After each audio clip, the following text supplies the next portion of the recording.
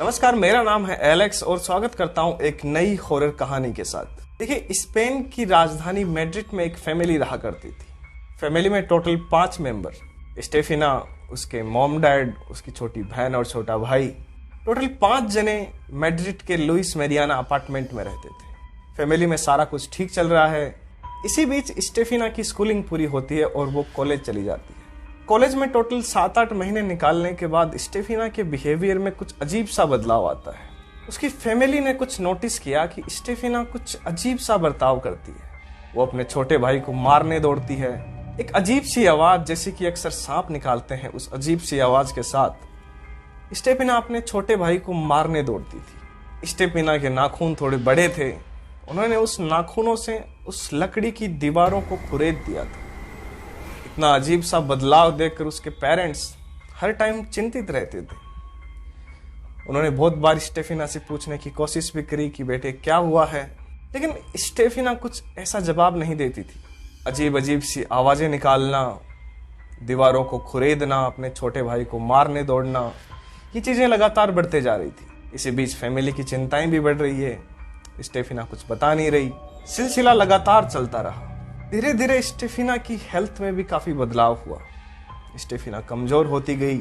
इसी बीच स्टेफिना ने अपने डैड को बुलाया और बोला कि डैड, मुझे अजीब सी परछाइयां दिखती है। मेरा खुद पे कंट्रोल नहीं होता, मैं अपना आपा खो देती हूँ। मैं क्या कर रही हूँ मुझे कुछ भी पता नहीं चलता। उसके डैड पहले से चिंतित। स्टेफिना की इस अजीब हरकतों और इस बीमारी को देखते हुए स्टेफिना के डैड ने सोचा कि इसे प्रिस्ट को दिखाया जाता है, जो कि चर्च में पादरी होते हैं, जिसे फादर बोलते हैं। स्टेफिना को उस प्रिस्ट के पास दिखाया गया। प्रिस्ट का कहना स्टेफिना एकदम नॉर्मल है, इसे कुछ भी नहीं हुआ है। स्टेफिना के डैड उसे घर ले आते हैं, लेकिन उसकी हरकतें बढ़ती जा रही। एक कमरे में रहती थी स्टेफिना। उस कमरे को कभी कभी स्टेफिना खोलती और घुर्राती, मारने दौड़ती, दीवारों को खुरेदती। इसका अजीब सा बर्ताव लगातार बढ़ता गया। 6 महीने लगातार ये बातें होती रही। स्टेफिना के डैड ने सोचा कि इसका इलाज कुछ अच्छी जगह करवाते हैं। मैड्रिड के एक गवर्नमेंट हॉस्पिटल में स्टेफिन के डैड ने उसको एडमिट करवा दिया। पहले भी कई बार चेकअप करवाया, लेकिन सारी रिपोर्टें एकदम नॉर्मल आ रही थी। लेकिन इस बार स्टेफिन के डैड ने कहा कि इसका इलाज आप अच्छे से करो और इसे हॉस्पिटल में ही एडमिट करो। लगातार 3 हफ्तों तक स्टेफिना का उस गवर्नमेंट हॉस्पिटल में इलाज चला। इसी बीच बहुत सारे चेकअप करवाए गए, खूब सारी जांचें करी, लेकिन सारी रिपोर्ट्स नॉर्मल। एक दिन अचानक स्टेफिना की मौत हो जाती है। डॉक्टर्स भी हैरान कि अचानक इस कंडीशन में इसकी मौत कैसे हुई। वो स्टेफिना के मॉम डैड को कॉल करते हैं। डॉक्टर्स ने बताया कि आपकी बेटी की मौत हो चुकी है, अचानक किसी अजीब से रीजन के चलते। रीजन डॉक्टर्स ने बताया नहीं, क्योंकि उनको खुद नहीं मालूम कि क्या हुआ है।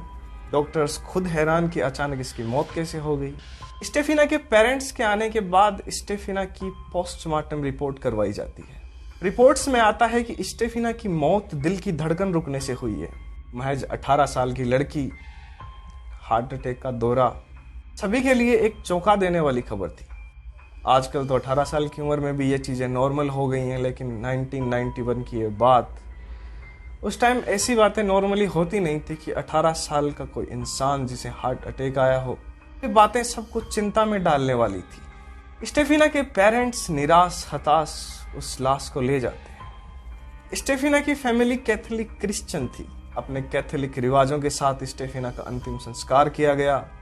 स्टेफिना की मौत हुए करीबन 7-8 दिन हो चुके थे। इसी बीच स्टेफिना के पेरेंट्स, क्योंकि बड़ी बेटी थी स्टेफिना, काफी लगाव था उसके साथ। स्टेफिना के कमरे की देखभाल करते, उसकी बेडशीट सही करते, कमरे की सफाई करते, सारा कुछ जैसे कि नॉर्मल किया करते थे वैसा करते रहते। अचानक स्टेफिना के पेरेंट्स ने नोटिस किया कि कुछ अजीब हो रहा है। करीबन 2-3 दिन में एक बार वो कमरे की सफाई करते थे, लेकिन जब भी वो कमरे को खोलते उनको बेडशीट बिखरी पड़ी रहती, कमरे में लगी तस्वीरें उल्टी पड़ी रहती, जीसस की तस्वीर उल्टी रहती, स्टेफिना की खुद की तस्वीर फ्लोर पे गिरी होती। सिलसिला लगातार चलता रहा। पहले पेरेंट्स ने सोचा कि ये शायद नॉर्मल किसी हवा के कारण होता है। एक दिन रात का वक्त स्टेफिना के मॉम डैड सो रहे थे। रात को स्टेफिना के कमरे से मम्मा मम्मा चिल्लाने की आवाज आती है। नॉर्मली स्टेफिना अपनी मॉम को मामा बुलाती थी। स्टेफिना के पेरेंट्स चौंक जाते हैं, कमरे के अंदर जाकर देखते हैं, अजीब सा ठंड का एहसास, अंदर से मामा मामा चिल्लाने की आवाज। रात का समय, पेरेंट्स घबराए, कमरे को बंद किया और बाहर आ गए। जैसे तैसे रात निकलती है, सुबह हुई, फिर से पेरेंट्स कमरे में जाते हैं, बेडशीट लगाते हैं, कमरे की सफाई करते हैं, तस्वीरों को वापस उसकी जगह पर रखते हैं, जीसस की तस्वीर को सही से रखते हैं, स्टेफिना की तस्वीर को सीधा करके अलमारी में रखते हैं और कमरे को बंद कर दिया जाता है। रात हुई, फिर से वही सिलसिला, मम्मा मम्मा चिल्लाने की आवाजें। एक बार फिर से स्टेफिना के पेरेंट्स उस कमरे में जाते हैं, खिड़की दरवाजे सारे बंद, लेकिन अजीब सा ठंडक का एहसास उन्हें स्टेफिना के उस रूम से होता है। आवाजें लगातार वो सुन पा रहे थे। खिड़की खोल कर देखते हैं, बाहर का माहौल एकदम शांत, ना कोई हवा चल रही है, एकदम शांत माहौल, लेकिन अंदर ठंड का एहसास, जैसे ठंडी हवाएं आ रही हो, मम्मा मम्मा की वो आवाजें। एक बार फिर स्टेफिना के पेरेंट्स दरवाजे को बंद कर जैसे तैसे रात निकाल देते हैं। सुबह पेरेंट्स सोचते हैं कि हमें इस घटना के बारे में अपने पड़ोसियों को बताना चाहिए। वो सोचते हैं कि यदि ना बताएं तो वैसे दिक्कत, और बताएंगे तो हम पे हंसेंगे। लेकिन जैसे तैसे हिम्मत करके वो अपने पड़ोसियों को वो बात बताते हैं कि रात को ठंड का एहसास होता है, स्टेफिना के कमरे में मामा मामा चिल्लाने की आवाजें आती है। कुछ पड़ोसियों का कहना था कि हमें भी आपके घर से अजीब सी आवाजें आती है, ऐसा एहसास होता है जैसे आपके घर में रात को कोई चिल्ला रहा हो। तो पड़ोसियों ने कहा कि आज रात हम आपके घर पे आएंगे और देखेंगे कि वास्तव में क्या हो रहा है, हम आपके विटनेस बनेंगे। सारा दिन निकलता है, रात का फिर से माहौल, फिर से स्टेफिना के कमरे से मम्मा मम्मा की आवाजें आती है। स्टेफिना के पेरेंट्स पड़ोसियों को बुलाते हैं और कमरे में लेकर जाते हैं। कमरे में जाने पर उन्हें भी एक ठंडक का एहसास होता है, जैसे अंदर अजीब सी ठंड हो। खिड़की दरवाजे खोलकर देखते हैं तो बाहर एकदम शांत माहौल,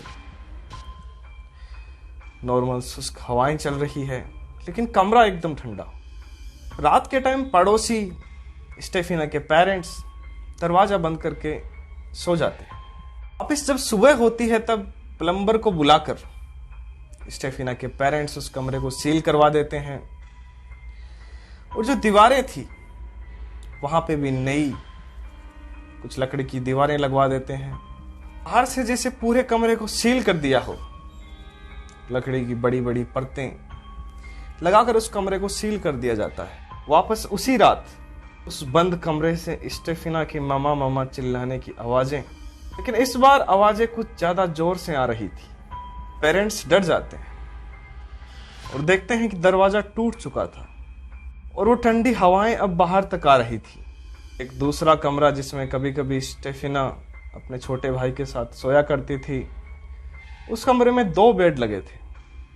एक बेड पर कभी स्टेफिना सोती थी और एक पे उसका भाई। उस कमरे में जाकर देखते हैं तो कमरे में एक अजीब सा माहौल देखने को मिलता है। वो लड़का कभी स्टेफिना के बेड पे तो कभी अपने बेड पे, जैसे कि एक फुटबॉल की तरह उछल रहा हो।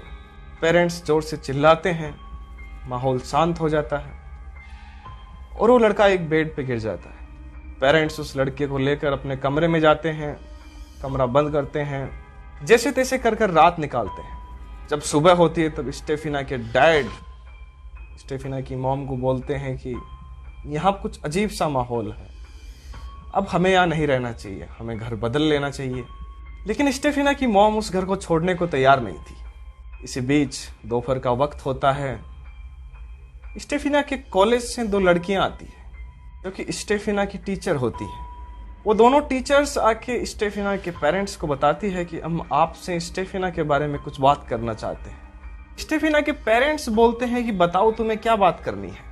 हालांकि स्टेफिना की मौत को कुछ 15 ही दिन हुए थे।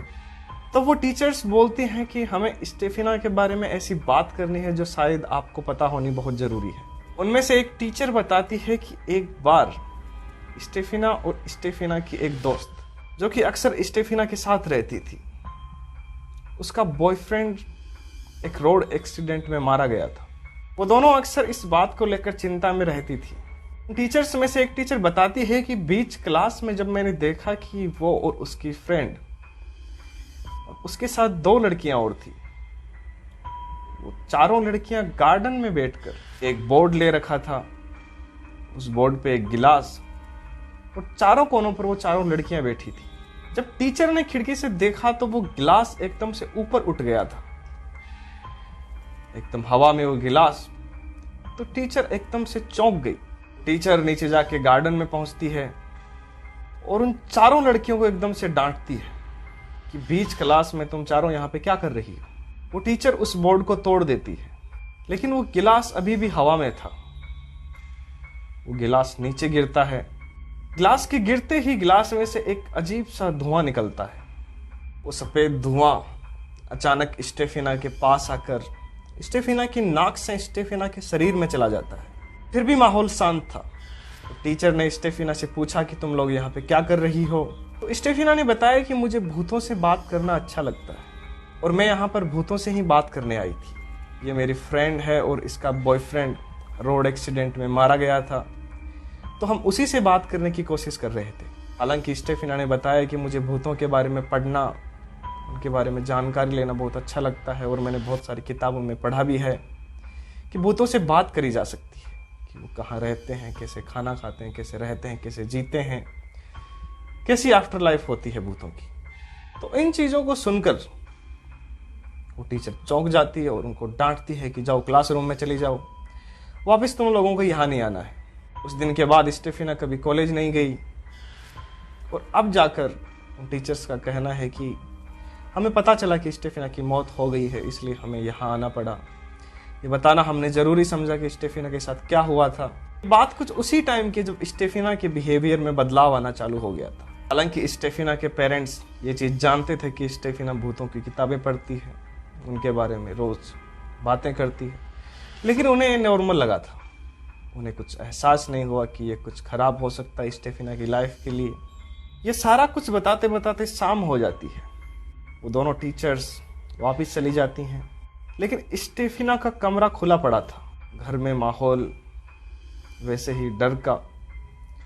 लेकिन रात हो जाती है तो पेरेंट्स सोचते हैं कि चलो सो जाते हैं। पेरेंट्स सो जाते हैं। करीबन 12 बजे का वक्त स्टेफिना की मॉम को एहसास होता है कि उसकी छाती पर कोई बैठा है और उसका गला दबा रहा है। ना स्टेफिना की मॉम की आवाज़ निकली, ना कुछ उसकी एक्टिविटी हुई। स्टेफिना की मॉम करीबन 2-2.5 घंटे इस चीज से जूझती रही। इसी बीच स्टेफिना के डैड की आंख खुल जाती है और वो देखते हैं कि स्टेफिना की मॉम प्रॉब्लम में है। वो स्टेफिना की मॉम को संभालते हैं और देखते हैं कि वो काफ़ी घबराई हुई है, पसीने आ रहे हैं। करीबन 12 बजे से लगाकर 2:30 बज चुके थे। लगातार उसकी मॉम काफ़ी परेशान हुई। ये जितनी भी घटना हुई उन 15 दिनों में, लेकिन स्टेफिना के मॉम डैड ने कभी भी पुलिस को फ़ोन नहीं किया। आखिरकार उनके दिमाग में आया कि हमें पुलिस को कॉल करना चाहिए। पुलिस को कॉल करके स्टेफिना के पेरेंट्स सारी बातें बताते हैं कि पिछले 15 दिनों में हमारे घर में बहुत सारी पैरानॉर्मल एक्टिविटीज़ हो रही हैं। कमरे से मामा मामा की आवाज़ें आना, वो ठंड का एहसास, वो दरवाजे का टूटना, दरवाजे को सील करवाना लेकिन फिर से दरवाजे का टूट जाना, उन तस्वीरों का नीचे गिरना, इतना सब कुछ होना, सारा कुछ उन्होंने पुलिस को बताया। और वो बताते हैं कि हमें आपकी मदद अभी चाहिए, नहीं तो हम मारे जाएंगे। तो उसी वक्त chief inspector of national police Jose Pedro और दूसरे पुलिस अधिकारी मिस्टर नेग्री, जिसके साथ में 3 दूसरे पुलिस वाले, कुछ ही समय में स्टेफिना के घर पे आ जाते हैं। क्योंकि ऐसी घटना पुलिस वालों ने पहले कभी नहीं सुनी थी, ना कोई ऐसा केस पुलिस वालों के सामने आया। तो मिस्टर पेड्रो ने कहा कि मैं खुद इस केस का विटनेस बनूंगा। सारे पुलिस वाले स्टेफिना के घर आते हैं, स्टेफिना के पेरेंट्स से बात करते हैं। स्टेफिना का कमरा खुला हुआ। मिस्टर पेड्रो कहते हैं कि हमें उस रूम में जाना है। Mister Pedro, mister Negri, 3 police वाले, उसके मॉम डैड, छोटा भाई और वो बहन, सारे उस कमरे में जाते हैं। जब वो सारे लोग कमरे में पहुंचते हैं, कमरे में पहुंचने के बाद वही ठंड का आभास, वो हल्की हल्की आवाजें, लेकिन बाकी माहौल इस बार कुछ शांत था। जैसे बिस्तर सही पड़े थे, तस्वीरें सारी सही लगी थी, लेकिन स्टेफिना की तस्वीर जमीन पे गिरी थी। हालांकि स्टेफिना के पेरेंट्स स्टेफिना से बहुत प्यार करते थे, क्योंकि बड़ी लड़की, शुरुआत से ही बहुत लगाव था स्टेफिना के साथ। उसकी तस्वीर को नीचा गिरा देख स्टेफिना की मॉम तस्वीर को उठाती है और सही रखने जाती है। इसी बीच वो तस्वीर जलने लगती है। हालांकि वो फ्रेम बिल्कुल सही था, लकड़ी का वो फ्रेम, ऊपर शीशा लगा हुआ, अंदर स्टेफिना की वो तस्वीर। तो स्टेफिना की मॉम ने देखा कि उस तस्वीर में बस स्टेफिना का चेहरा जल रहा है, बाकी तस्वीर बिल्कुल सही है। ना फ्रेम जल रही, ना कांच जल रहा, ना बाकी कागज जल रहा, सिर्फ स्टेफिना का चेहरा जल रहा है। स्टेफिना की मॉम उस तस्वीर को फेंक देती है। सारे पुलिसकर्मी, स्टेफिना की फैमिली कमरे से बाहर आ जाती है एक अजीब से डर के साथ, और वो कमरे को बंद कर देते हैं। मिस्टर पेड्रो परिवार को सांत्वना देते हैं और कहते हैं कि आज रात का वक्त आप निकालो, हम जाकर सारी रिपोर्ट लिखते हैं क्या कुछ हुआ है। मिस्टर पेड्रो और उनकी टीम पुलिस थाने में पहुंचते हैं, सारी रिपोर्ट लिखते हैं। बेकायदा अभी भी सारी रिपोर्ट्स स्पेनिश मैड्रिड पुलिस के रिपोर्टिंग सिस्टम में अभी भी मौजूद है। जैसे तैसे स्टेफिना की फैमिली रात निकालती है। सुबह हो गई। मिस्टर पेड्रो वापस टीम के साथ स्टेफिना की फैमिली के पास पहुंचते हैं। मिस्टर पेड्रो बताते हैं कि मेरी पूरी जिंदगी में अभी तक मैंने ऐसा केस नहीं देखा। मिस्टर पेड्रो थोड़े ओल्ड टाइप के एक्सपीरियंस्ड पुलिस ऑफिसर थे।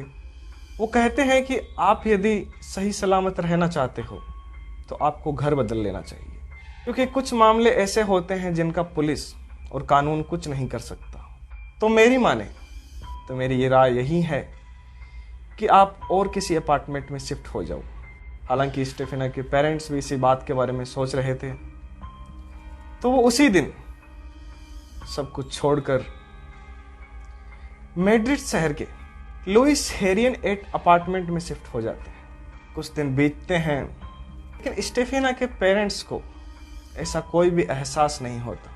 1991 की ये बात, आज 2023, आज करीबन 32 साल हो चुके हैं, लेकिन स्टेफिना की फैमिली को ऐसा कोई एहसास नहीं होता जैसा उन्हें पिछले अपार्टमेंट में होता था। आज भी स्टेफिना की फैमिली स्पेन के उस मैड्रिड शहर में रहती है, बिना किसी दिक्कत के साथ, बिना किसी परेशानी के साथ। हालांकि बहुत केसेस ऐसे भी आते हैं कि कुछ चीज़ें पूरी जिंदगी भर किसी का पीछा नहीं छोड़ती, लेकिन स्टेफिना की फैमिली, उनकी किस्मत अच्छी थी कि अपार्टमेंट बदलने के बाद सारा कुछ नॉर्मल हो गया, और अभी तक सारा कुछ नॉर्मल चलता आ रहा है। इसी के साथ कहानी का अंत होता है। यदि कहानी अच्छी लगी हो तो सब्सक्राइब करें, लाइक करें, शेयर करें।